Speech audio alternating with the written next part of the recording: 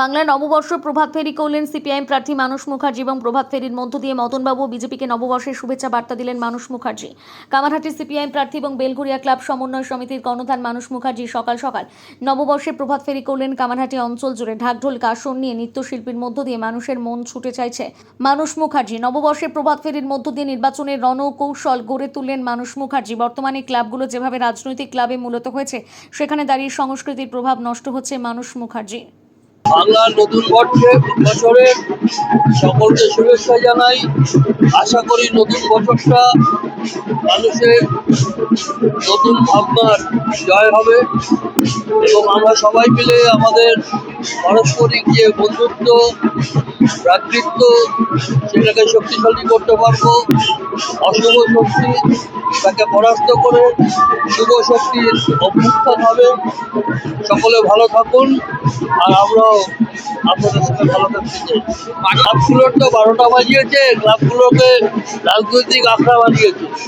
কাজে রাজনৈতিক আখড়া হয়ে কখনো ক্লাব হয় না। ক্লাব হচ্ছে মুক্তমনা।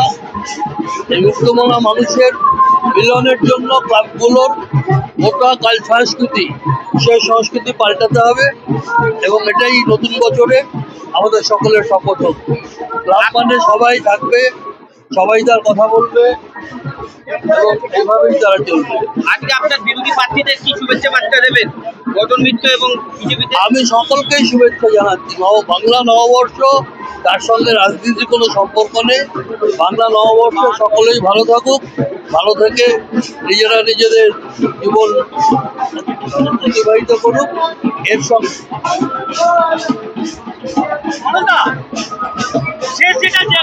রবীন্দ্র নজরুলের উপরে যেভাবে বঙ্কিমচন্দ্রের আক্রমণ, বাংলার সংস্কৃতি কি বলবেন?